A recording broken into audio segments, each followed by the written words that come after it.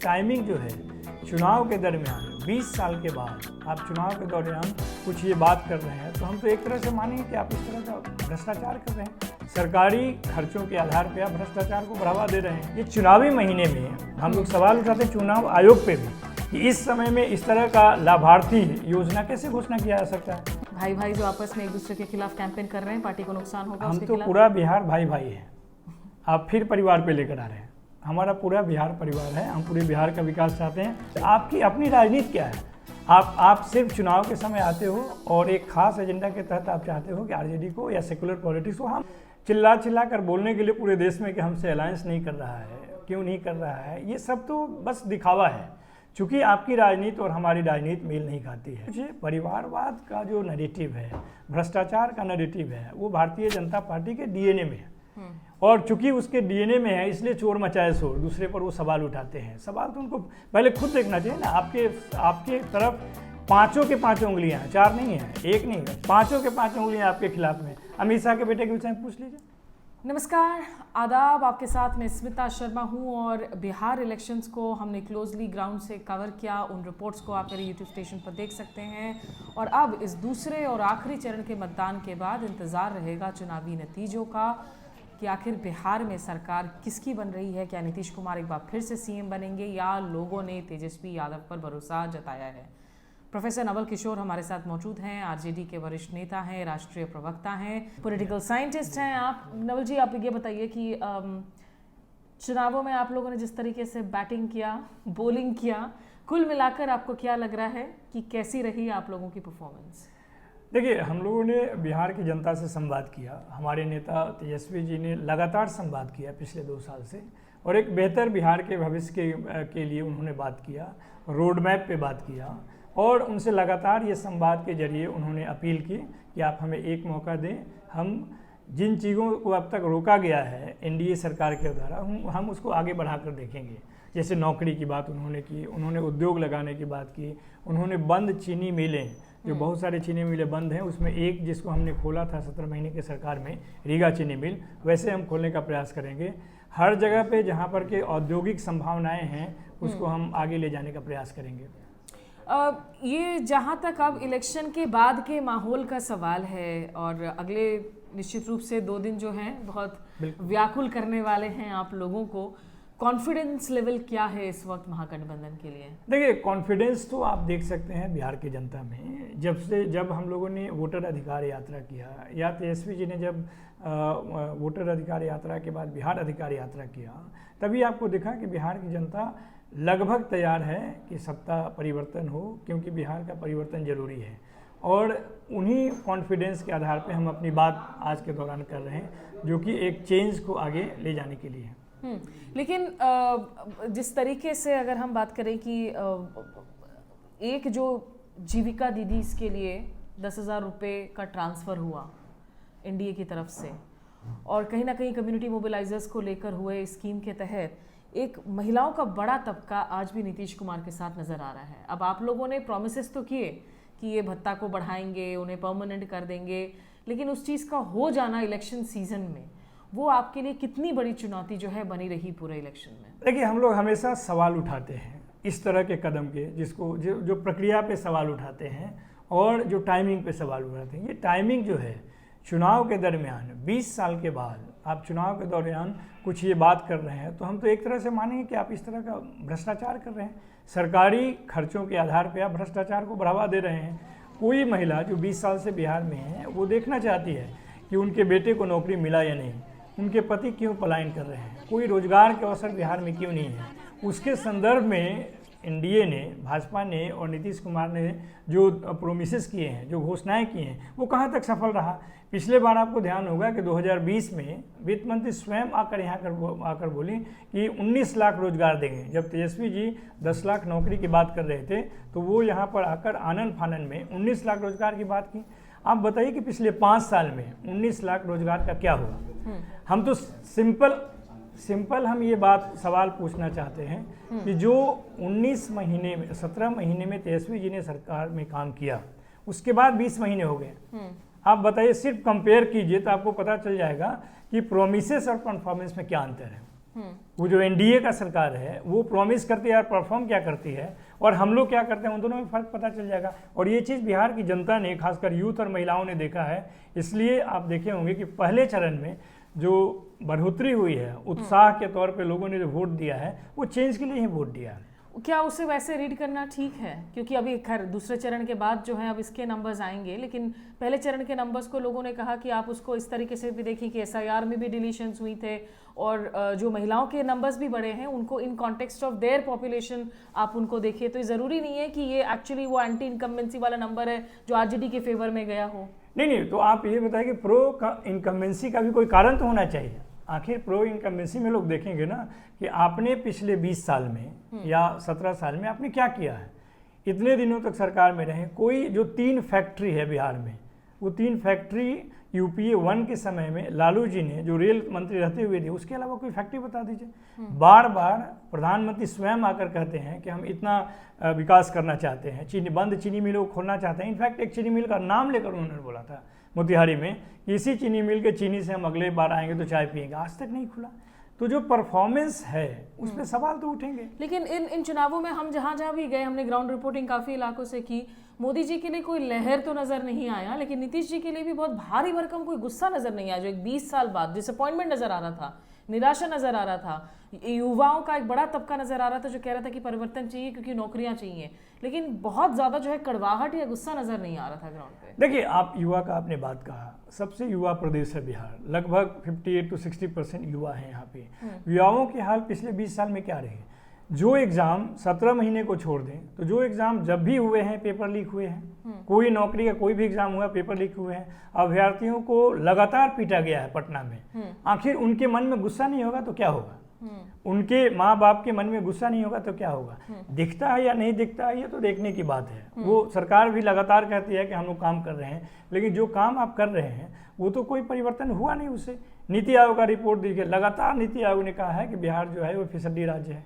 महिलाओं के कंटेक्स्ट में जो तेजस्वी जी ने प्रॉमिस किया, वो 65% महिलाएं जो अनिमिक हैं, उस कॉन्टेक्स्ट में उन्होंने बोला कि जो महिलाएं घर पे हैं और जो बाल बच्चे को पालती हैं उनके जीवन में एक परिवर्तन हो, उसके लिए 2500 रुपये महीना है। आप सिर्फ कह रहे हैं कि हम 10,000 रुपया देते हैं, उससे वो उद्यमी हो योजना के तहत आगे बढ़ जाएंगी। इसका क्या इसका एक्सपीरियंस है? आपने 20 साल में तो कोई एक्सपेरिमेंट नहीं किया। ये चुनावी महीने में हम लोग सवाल उठाते हैं चुनाव आयोग पे भी कि इस समय में इस तरह का लाभार्थी योजना कैसे घोषणा किया जा सकता है? चुनाव के दौरान आपने पैसा दिया है। तो ये तो लगातार जो नैतिक पतन इस सरकार की हुई है। भ्रष्टाचार का तो आपने देखा है कि जायसवाल जी के खिलाफ में, मंगल पांडे के खिलाफ में विजय सिन्हा और अशोक चौधरी खुद ही लड़ रहे थे कि तुम ज़्यादा करप्ट हो कि मैं ज़्यादा करप्ट हूँ। ये तमाम तरह, सृजन छोड़ दीजिए, मुजफ्फरपुर शेल्टर होम रेप भी छोड़ दीजिए, तमाम तरह के जो इसी 20 साल में हुए, इसी शासनकाल में हुए। क्राइम का रेट देख लीजिए कि रेप कितना हुआ, अपहरण कितना हुआ, लूट कितने हुए। एनसीआरबी के डाटा जो है 2022 तक कह रहे हैं कि आपके सुशासन ही कुशासन है। और बार बार जो है तेजस्वी यादव लोगों से ये कह रहे हैं कि भाई हमारे साये को भी जो है हम नहीं बख्शेंगे, अगर हमारे वापस आने के बाद फिर से इस तरह के कोई अपराध होते हैं वो तो देखने वाली बात है। लेकिन अवल जी, मैं 2 सवाल आपसे ज़रूर पूछना चाहूँगी। असदुद्दीन ओवैसी साहब, उनसे मैंने इंटरव्यू किया। सीमांचल में जो है वो ताकत झोंके हुए हैं। पिछली दफ़ा उनके 5 सीटें आई जिनमें से 4 आप लोगों के खेमे में उन्होंने हाथ मिला लिया। अब ओवैसी साहब का कहना है कि भाई हम लोगों पर जो टीम बी का आक्षेप लगाते हैं ये तो दरअसल गठबंधन की कमिटमेंट में कमी है। हम तो गठबंधन के पास जाते रहे कि हमें शामिल कर लो, उन्होंने ही हमें शामिल नहीं किया, हमारे लोगों को तोड़ लिया लेकिन उनको जो है कोई टिकट भी नहीं दी। तो इस पर आप पहले तो क्या कहेंगे? देखिए, सबसे पहले तो मैं बता दूं कि अलायंस का एक पृष्ठभूमि होता है। आप और हम अलायंस करना चाहते हैं तो इसमें कोई तीसरे आदमी की बात नहीं है। चिल्ला कर बोलने के लिए पूरे देश में कि हमसे अलायंस नहीं कर रहा है, क्यों नहीं कर रहा है, ये सब तो बस दिखावा है। चूँकि आपकी राजनीति और हमारी राजनीति मेल नहीं खाती है। ये अलायंस सिंपल नहीं है, अलायंस ऑफ आइडियोलॉजी है। कैसे हम समाज को देखते हैं, कैसे कॉन्स्टिट्यूशन को देखते हैं, कैसे अपने विरोधी को देखते हैं। आप तो एक राज्य में एक एरिया को टारगेट करते हैं और वो भी धार्मिक आधार पे। तो आपकी राजनीति तो बीजेपी के नज़दीक है, जो कि पूरे देश में उसको हिंदुत्व दिखाई देता है, हिंदू दिखाई देता है। जबकि 15% 20 करोड़ जो है वो मुस्लिम पॉपुलेशन है, उसके बावजूद खुलेआम वो हिंदुत्व की राजनीति करते हैं। उसमें एक समाज को हमेशा उसके खिलाफ दुष्प्रचार करते हैं, देशद्रोही करते हैं, तमाम तरह के आलेख लगाए। हम वैसे राजनीति के प्रवर्तक नहीं हैं। इसलिए अलायंस तो उसी से होगा जिनकी वैचारिकी हमसे मिलेगी। उनके बहुत सारे सपोर्टर्स है ग्राउंड पर, अमौर पर। जो अख्तरुल इमान अभी इस वक्त एकमात्र उनके एग्जिस्टिंग विधायक हैं जो दोबारा से रेस में हैं। समर्थक पूछ रहे हैं कि भाई गठबंधन ने हमारे साथ ऐसा क्या किया, क्या हमें हक नहीं है कि हमें एक रिप्रेजेंटेशन हो, जो उनकी माइनॉरिटी पूरी वोट बैंक है वहाँ की सीमांचल की। रिप्रेजेंटेशन तो हम अपने पार्टी में दिखाते हैं, सब लोग देखते हैं कितने रिप्रेजेंटेशन है। हमारे नेशनल जनरल सेक्रेटरी को देख लीजिए, जितने हम लोगों ने टिकट दिए हैं देख लीजिए, हमारे जो अपने ऑफिस बेरर हैं पूरे बिहार का उसमें देख लीजिए। रिप्रेजेंटेशन सिर्फ टिकट में तो नहीं होता है। आपको जो आपके विधायक हैं अभी एकमात्र टिके हुए हैं, वो 2 बार कहाँ से विधायक रहे हैं? आरजेडी से ही विधायक रहे हैं। उनका पृष्ठभूमि तो देख लीजिए। आपकी अपनी राजनीति क्या है?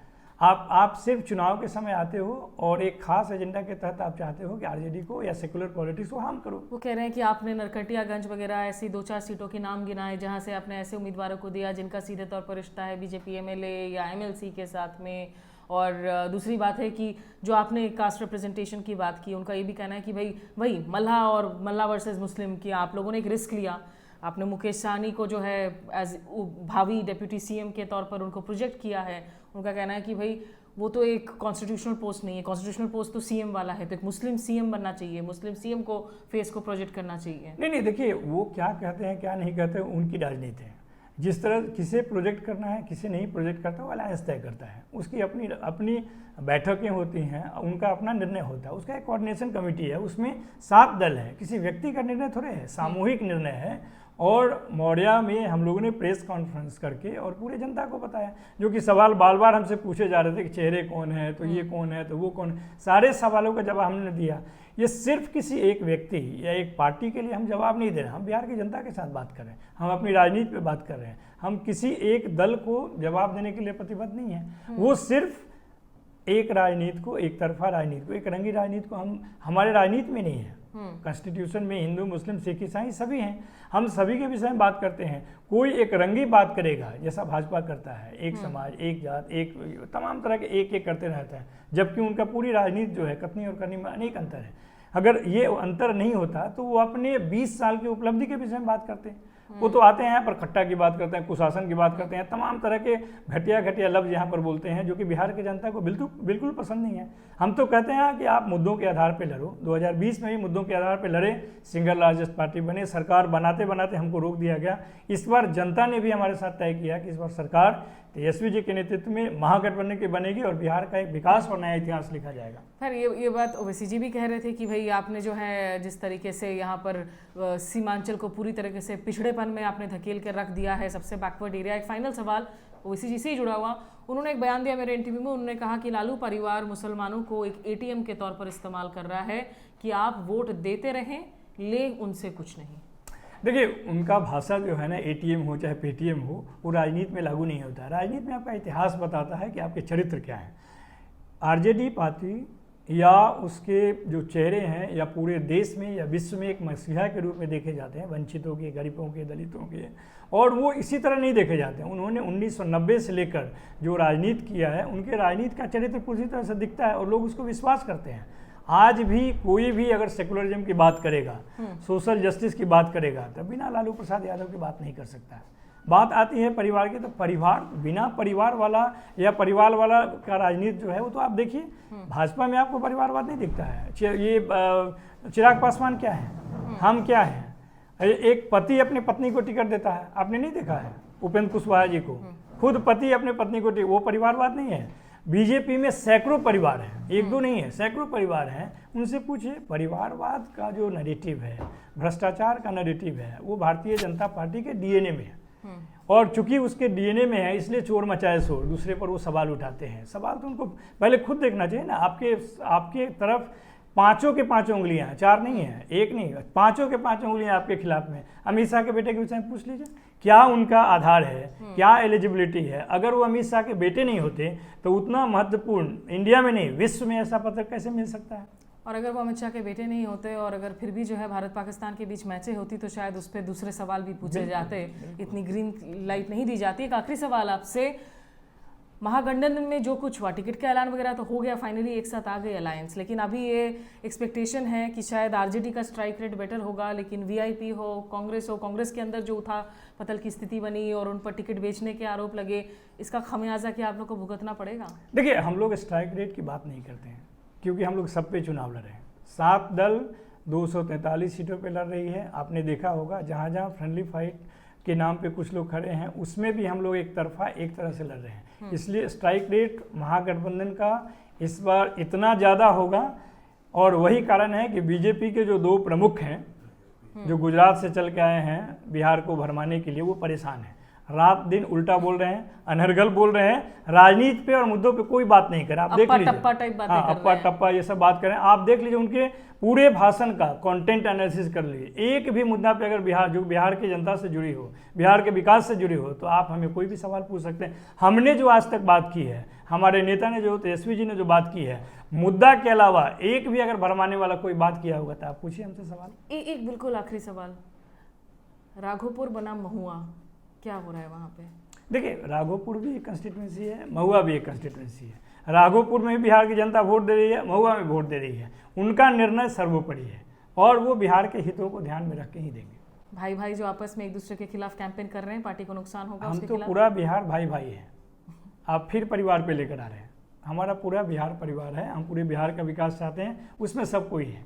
चलिए ठीक है, तो अब जो है नतीजों के दिन में पता चलेगा कि गेंद आखिर किसने जो है चौके लगाएं, सिक्सेस लगाएं, कौन कैच आउट हो रहा है। लेकिन फिलहाल इस परिश्रम के बाद, कैंपेन के बाद, उम्मीद करती हूँ थोड़ा सा आपको रेस्ट का मौका मिले। सरकार बन गई तो शायद नहीं मिले तो बेहतर होगा, नहीं लोगों को फायदा मिले। नहीं, हम लोग हमेशा बिहार के लिए काम करते रहें और इस बार सरकार के रूप में काम करेंगे और बिहार को एक बेहतर विकास की दिशा में लेकर जाएंगे। धन्यवाद आपका हमारे साथ बात करने के लिए। तो आप लोग भी जो है बिहार इलेक्शन से जुड़े हुए जितनी भी ग्राउंड रिपोर्ट्स, इंटरव्यूज, एनालिसिस हमने किए हैं, उन रिपोर्ट्स को आप वापस से जाकर जो है आप देख सकते हैं, और पसंद आए कंटेंट तो शेयर कीजिए। नमस्कार, आदाब।